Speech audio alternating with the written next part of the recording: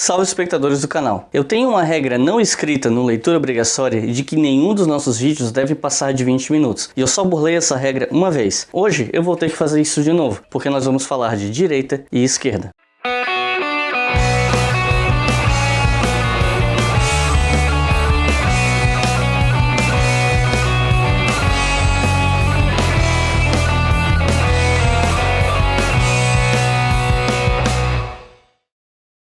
Antes de começar esse vídeo, acho que é importante falar algumas coisas. Primeiro, esse vídeo não foi feito com a intenção de demonizar as vertentes políticas das direitas, nem pintar todas as esquerdas como boazinhas. Eu não quero aqui ficar me prendendo a julgamentos morais, até porque ambos os lados têm argumentos de caráter moral para se defender. E o meu objetivo aqui é fazer o vídeo mais expositivo possível, não opinativo. Segundo, eu sei que esse vídeo vai atrair muito ódio de gente que se acha muito esclarecida e se acha muito estudada por ler materiais politicamente enviesados na internet. Assim como eu não quero esculachar os posicionamentos políticos de vocês, o mínimo que eu espero de volta é respeito. E a seção de comentários dos vídeos do canal passa por aprovação. Logo, não precisa perder o seu tempo se for para despejar ódio aqui, porque ninguém vai ler. Nesse canal, troll não se cria. E só para ficar bem claro, eu sei que existem diferentes vertentes tanto de direita quanto de esquerda, mas no decorrer do vídeo eu vou falar de uma forma mais generalista, para facilitar a interlocução com você que está assistindo esse vídeo. Que fique claro, sim, eu sei que existem vertentes diferentes em ambos os lados, e quando eu achar que é importante citar as diferenças, eu vou fazer isso. E claro, não esqueçam de inscrever-se no canal, porque para esse trabalho continuar acontecendo, eu preciso da sua inscrição. Como a maioria de vocês já deve saber, a definição de esquerda e direita surge no momento da Revolução Francesa, começando em 1789 na Assembleia dos Estados Gerais. Não são duas definições que existem desde os primórdios da humanidade, e os elementos da nossa vida vão se encaixando nessas duas categorias primordiais. Não é assim que funciona. Ela é uma díade que surge para ajudar a definir percepções políticas e visões de mundo bem diferentes entre si, que estão aí até hoje, embora já tenham sofrido diversas alterações. O termo socialismo, por exemplo, era disputado no começo do século XX pela direita e pela esquerda em alguns países, como era o caso da Alemanha. Bem ao contrário do que é hoje, onde socialismo e comunismo viraram praticamente sinônimos no senso comum. Mas eu volto a isso em outro vídeo no futuro. Se fosse necessário explicar a díade direita e esquerda em uma frase, seria possível resumir afirmando que, enquanto a esquerda prioriza a igualdade, a direita prioriza a eficiência. Isso não parece explicar muita coisa, mas aos poucos vai começar a fazer sentido. Outra forma de expor essa definição seria dizer que, enquanto a esquerda busca igualdade de oportunidades, a direita aceita a desigualdade. Essa definição costuma incomodar muita gente, especialmente na direita, porque ela passa a imagem de que a esquerda é moralmente boa por enxergar a desigualdade como uma construção social que deve acabar, e querer que todos tenham igualdade de oportunidade para crescer na vida e se tornar o que se quer ser. Enquanto isso, a direita seria, por essa definição, vista como má, pois não quer a mudança do status quo e não se importa que as pessoas sofram ou morram por culpa dessa desigualdade, já que a desigualdade é natural. Acontece que, quando você define que a esquerda busca a igualdade e a direita aceita a desigualdade, você também pode interpretar isso a partir de um viés moral favorável à direita. Um pouco antes no vídeo, ao invés de aceitação da desigualdade, eu falei em eficiência. Ocorre que a direita compreende que a desigualdade é algo não apenas natural, mas algo que não tem solução. Logo, ao invés de tentar forçar uma igualdade que não poderia ser atingida, e aqui eu falo tanto de igualdade de oportunidades quanto da igualdade absoluta, seria melhor para a sociedade aceitar a desigualdade e tentar buscar uma sociedade mais eficiente, incentivando o esforço por achar que as tentativas forçadas de se buscar igualdade criam outras distorções sociais, que para a direita seriam piores do que os problemas que nós já temos. E por isso nós falamos em extrema esquerda e extrema direita, pois são os projetos de sociedade que levaram a busca pela igualdade do lado da esquerda e a aceitação da desigualdade e busca por eficiência do lado da direita a extremos perturbadores, que distorceram o âmago dessas formas de se pensar o mundo. A extrema esquerda, na busca por uma igualdade, tenta calar ou mesmo eliminar todos que são vistos como ameaça a esse projeto, ou seja, é autoritária. A extrema direita é fundada no princípio da desigualdade, que todos têm seu papel bem definido na sociedade, em suas classes sociais, e que há pessoas superiores ou nações superiores e pessoas inferiores, mesmo biologicamente em alguns casos, e que essas, se preciso for, devem ser eliminadas. Isso também é uma forma autoritária de se enxergar a sociedade, só que nesse caso em um viés de direita, não de esquerda. A extrema esquerda se pretende internacional, a extrema direita se pretende nacional e rejeita internacionalismos. Enfim, papo para outro vídeo, mas eu acho que vocês entenderam o que eu quero dizer, certo? Os autoritarismos não são intrínsecos de um lado ou de outro, eles são aplicados em projetos que vêm de ambos os lados. Aí nesse ponto da conversa, alguém certamente falaria sobre a ideia de liberdade. Assim como há uma espécie de senso comum que diz que a esquerda é moralmente melhor porque pensa em todos, existe também um tipo de senso comum que afirma que a direita é o único caminho para a liberdade, enquanto a esquerda seria naturalmente autoritária porque tentaria impor a vontade de uma suposta maioria sobre os indivíduos. Acontece que aqui, quando a gente fala de liberdade, é possível ter uma interpretação moral favorável à esquerda, assim como o caso anterior que eu citei tem uma interpretação moral favorável à direita. Por um lado, a direita afirma que a atuação da esquerda historicamente suplanta a vontade do indivíduo, impondo a vontade da maioria sobre ele. Por outro lado, a esquerda tende a afirmar que, se as pessoas nascem em contextos tão diferentes e tão desiguais, como você estaria autorizado a falar que todas têm a mesma liberdade? Para a esquerda, a liberdade de escolha pressupõe que todos tenham as mesmas oportunidades ou o máximo de igualdade possível no ponto de largada. Uma pessoa muito pobre não poderá escolher muitas das coisas que uma pessoa que já nasce em uma família rica ou classe média alta pode escolher com facilidade. Quando mesmo assim essa pessoa pobre escolhe aquilo que a sua condição social impede ou dificulta, o caminho é muito mais complicado e as dificuldades são muito maiores. Tão maiores que classificar o fracasso dessa pessoa como falta de esforço seria imoral, seria um mecanismo ideológico criado para manter a desigualdade, porque a manutenção do status quo beneficia as elites, sejam essas elites econômicas, políticas ou quaisquer que sejam. Bom, tudo que eu falei até agora coloca a questão da direita e da esquerda em um panorama horizontal. No entanto, a coisa fica mais complexa quando separamos as questões econômicas das sociais. E é isso que os diagramas que buscam separar direita e esquerda, autoritarismo e libertarianismo fazem, ou pelo menos tentam fazer. Eu vou deixar aqui embaixo um vídeo do canal Xadrez Verbal, do Felipe Figueiredo, falando sobre isso, para quem tiver curiosidade. Alguns de vocês já se perguntou por que muita gente que se define liberal é extremamente conservadora quanto a direito de minorias ou religião? Ao mesmo tempo, você já deve ter visto também pessoas que têm uma militância forte a respeito da causa LGBT, feminismo, movimento negro e etc., mas que não tem problema nenhum com o livre mercado, ou mesmo com o capitalismo como sistema. Para algumas pessoas isso causa muita confusão, e eu vou tentar ver se eu consigo explicar isso um pouco melhor. Nós temos duas dimensões principais das sociedades para aplicar a díade de direita e esquerda, a dimensão econômica e a dimensão social. Para dar alguns exemplos grosseiros dessa díade da dimensão da economia, para que fique claro para todo mundo que está assistindo, até porque eu sei que o público do canal é bem diverso, eu vou dar um exemplo. Um governo que corta gastos sociais, diminui investimento público e prioriza a privatização de serviços públicos em detrimento dos estatais é um governo economicamente alinhado à direita, no sentido de que o Estado não deveria dar assistência social, cotas ou qualquer outra coisa desse tipo, pois isso cria distorções e problemas econômicos. E nessa abordagem, mesmo uma política econômica que aumente a desigualdade e a concentração de renda não seria algo negativo, pois ela buscaria enriquecer o país para supostamente distribuir essa riqueza depois de alguma maneira. Ou seja, na economia, o objetivo da direita é a eficiência e os melhores resultados possíveis, entendendo que a desigualdade é natural e que, se for para tentar corrigir as distorções sociais, que isso não seja feito pelo Estado, ou de uma forma que não seja considerada traumática. Aí vai depender de qual vertente da direita está falando. Essa, claro, é uma direita mais liberal. A extrema direita tem um histórico de ser mais intervencionista, mas ainda assim intervém muito em favor da manutenção do status quo e do capitalismo. Por outro lado, a esquerda entende que a função do Estado é cuidar das pessoas e fazer com que os impostos voltem a elas. Logo, a assistência social, a geração de empregos por parte do Estado e o gerenciamento responsável da economia têm o objetivo de não aumentar a desigualdade social, pois são sempre os mais pobres que sofrem e os ricos enriquecem mais. Nessa abordagem, um país onde as distorções e a desigualdade são combatidas, supostamente daria mais oportunidades para mais pessoas buscarem suas potencialidades e contribuir com o país e a economia. Ou seja, na economia, o objetivo da esquerda é corrigir as distorções sociais e buscar o máximo possível de igualdade, seja na vida das pessoas, seja nas oportunidades de elas subirem na vida e exercer suas potencialidades. E o Estado deve servir para esse propósito. Ou seja, o Estado não deve ser um facilitador da manutenção do status quo, onde todo mundo fica estagnado na mesma classe e no seu lugar. Ele deve permitir e facilitar que as pessoas exerçam suas potencialidades, dando mais opções para que essas pessoas se desenvolvam. Esses dois exemplos que eu citei são o caso da economia. No caso social, a discussão fica ainda mais complexa e muita gente tem dificuldade de entender os detalhes. No Brasil e na maior parte do mundo, as lutas por direitos de minorias estão associadas à esquerda, porque essa busca por direitos buscaria tentar corrigir as desigualdades que essas minorias enfrentam. Eu vou usar o movimento feminista como exemplo aqui. A maioria dos movimentos feministas está alinhado à esquerda por conta desse histórico de que a esquerda tem como fim último a igualdade. Entre as pautas do movimento, que são bem diversas, está o papel do ensino de questões de gênero na escola, de modo a, desde cedo, educar as crianças para entender que as pessoas são diferentes como indivíduos, mas iguais em seus direitos como seres humanos, e que os seus papéis na sociedade não deveriam ser definidos por gênero ou por outras diferenças como orientação sexual, raça e etc. Mas também existem vertentes feministas de direita que acreditam que sim, as mulheres devem ser respeitadas e fazer o que bem entender. Aí você me pergunta, qual a diferença? A diferença é que a esquerda entende que é preciso ensinar desde cedo a sociedade a respeitar as diferenças e quebrar papéis definidos, como por exemplo, no caso do movimento feminista, quebrar o que é coisa de homem ou coisa de mulher, e que se você não faz isso,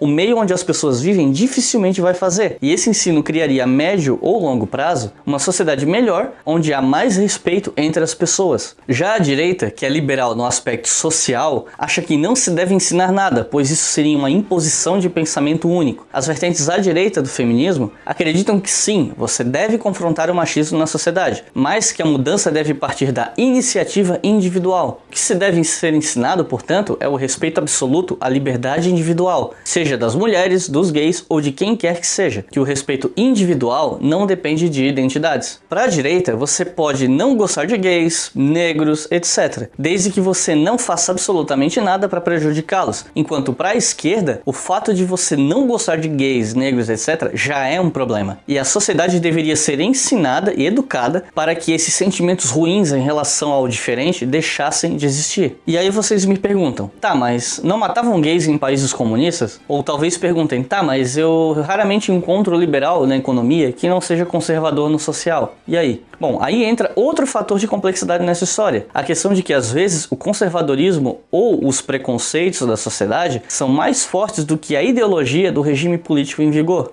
Em países de democracia representativa de inspiração liberal, há muitos casos de violência e desrespeito aos direitos ou mesmo à vida de homossexuais. Mesmo que ideologicamente falando, esses países preguem a liberdade, tanto por parte do povo quanto por parte das autoridades. Nos países socialistas do século XX, a ideologia afirma que todos deveriam ser tratados de forma igual, mas a homofobia, o machismo e o racismo eram tão entranhados na sociedade que nem a ideologia deu conta de distinguir essas coisas, mesmo que de vez em quando conseguisse alguns avanços. Ou seja, há um confronto entre posturas libertárias e posturas conservadoras em qualquer sociedade. Se por um lado as libertárias tendem a ser mais associadas à esquerda e as conservadoras à direita, isso pode variar bastante dependendo do indivíduo ou da região que você analisa. Percebem o quão difícil é esse debate? Para falar um pouco mais dessa complexidade, vejam um exemplo da mídia do Brasil. A esquerda critica os maiores e mais conhecidos veículos de mídia, colocando-os como de direita, porque eles historicamente se alinharam às políticas econômicas que a direita tenta implementar no Brasil. Por outro lado, vários setores de direita acusam a maior parte da mídia brasileira de ser esquerdista, especialmente porque toca em assuntos de identidade de gênero, da causa LGBT, etc.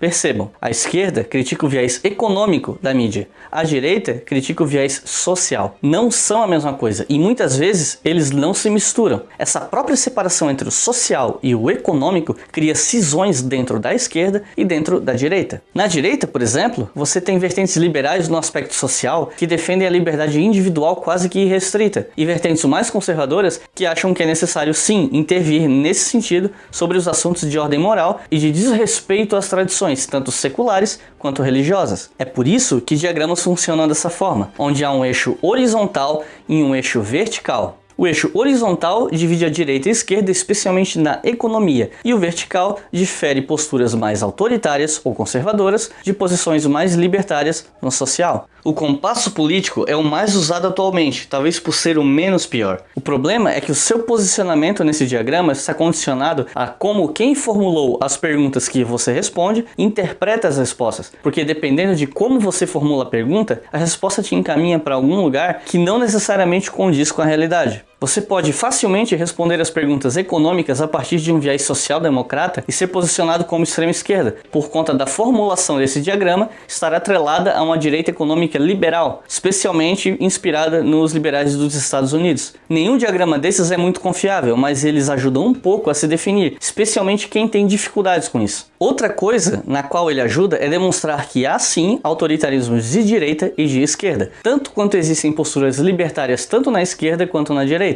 E esse é um dos motivos do porquê a definição de direita e esquerda, por mais ou menos Estado na economia, não se sustenta. Essa definição coloca todas as ditaduras como esquerda e o anarquismo como direita, o que não faz absolutamente nenhum sentido nem hoje, nem olhando para o passado. A luta pelo fim de Estado foi encampada historicamente pela esquerda política, pelos anarquistas, e só bem mais recentemente que vertentes de direita passaram a advogar o fim do Estado, ou sua diminuição a proporções ínfimas. Ou seja, hoje é possível falar que em ambos os espectros políticos há vertentes que querem o fim do Estado. Transformar elas em verdadeira direita e todo o resto em esquerda é conceitualmente errado em todos os níveis, além de ser totalmente anacrônico. O anacronismo dessa definição é algo que eu já expliquei nesse vídeo aqui. É um dos vídeos mais importantes do canal e seria muito importante que você assistisse. Outra falha desse conceito é que ele é plenamente economicista. Eu já falei o que é economicismo em um vídeo, mas para não fazer vocês assistirem mais um vídeo, além daquele do anacronismo e esse, eu vou tentar explicar de uma forma mais sucinta. Economicismo é quando você enxerga e analisa a sociedade quase que completamente a partir do viés da economia, como se ela definisse tudo e explicasse tudo, ignorando a história, a política, as ideologias, a cultura, enfim, os conflitos que saem da esfera econômica. Você só olha um aspecto da sociedade, que é muito importante, claro, mas não é tudo, e tenta explicar e diagnosticar a sociedade toda a partir dele. Ao ignorar esses outros aspectos da sociedade, cultura, ideologia, etc., você está fazendo uma análise muito pobre e incompleta da sociedade. E é exatamente isso que acontece com essa definição de direita e esquerda, que só se sustenta se você fizer um esforço de negação da realidade. Outra falha dessa definição de esquerda mais Estado, direita menos Estado, fica evidente quando nós pensamos nos nacionalismos. Por essa premissa, todos os países com governos mais nacionalistas seriam de esquerda, e isso anula qualquer separação, porque se praticamente tudo é esquerda, o conceito se esvazia.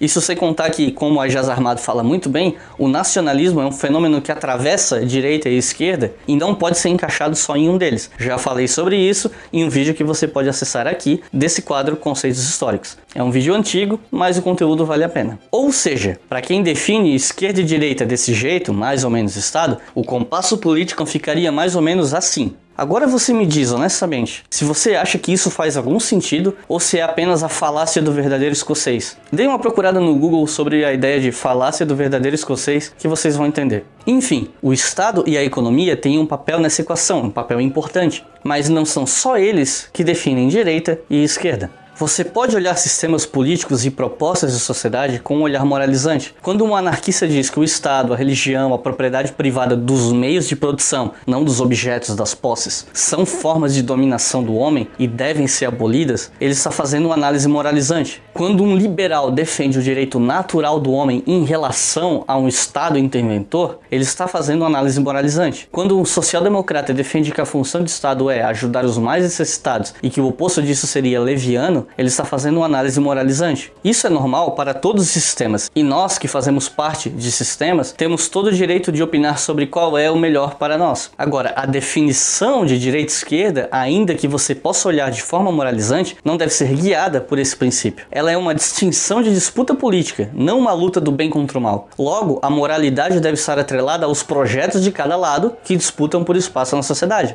Quando dizem que esquerda e direita se define por mais ou menos Estado, essa análise sempre traz uma carga moralizante logo na largada, pois o Estado seria um supressor da liberdade. E como quase todos os governos na história foram e ainda são gerenciadores ativos da economia, Você coloca como direita apenas uma trincheira de supostos bravos que lutam contra a escravidão e a servidão. Isso é uma classificação moralizante da própria dicotomia, e isso é errado. Repito, os projetos dentro da esquerda e dentro da direita podem individualmente ser analisados e você pode julgar com um olhar moralizante. Você pode olhar moralmente os pressupostos de cada um desses projetos, mas você não pode definir a dicotomia de direita e esquerda já julgando moralmente desde o começo, demonizando todo um lado e colocando o outro como certo, ou como verdade, o lado que vai salvar a humanidade. E embora eu tenha citado o exemplo do mais ou menos Estado, essa não é a única abordagem da questão que faz isso. Quando você classifica todas as vertentes políticas de esquerda como libertadoras e toda a direita como fascista, você está fazendo uma análise moralizante que, assim como o mais ou menos Estado, não se sustenta. Bom, então é isso. Eu recomendaria, se vocês ainda tiverem paciência e tempo, que vocês assistissem ao vídeo que eu fiz aqui no canal sobre anacronismo, que está aqui na descrição o link, mas também assistissem o vídeo do Felipe Figueiredo no Xadrez Verbal sobre direita e esquerda, porque lá ele toma um bom tempo para falar sobre aspectos que eu não falei aqui nesse vídeo, como os demais diagramas existentes, ou sobre como cada país, cada disputa eleitoral tem variações do que é considerado esquerda e direita, que isso precisa ser visto dentro de cada contexto e com as particularidades de cada região ou cada país sendo colocadas em voga. Recomendo também que vocês leiam esse livro aqui, Direita e Esquerda, do Norberto Bobbio. É um livro pequeno, acessível, a leitura muito simples. Para alguns pode ser um pouquinho chato porque ele usa muito o exemplo da política italiana na década de 1990, mas ainda assim é uma obra fundamental para começar a entender a definição de direita e esquerda. Repito mais uma vez que os comentários do Leitura Obrigatória são moderados e que despejar ódio aqui embaixo não vai adiantar nada, porque ninguém vai ler. E se você não é inscrito no canal, por favor, inscreva-se, porque a sua inscrição é fundamental para esse trabalho continuar acontecendo. Muito obrigado e até a próxima!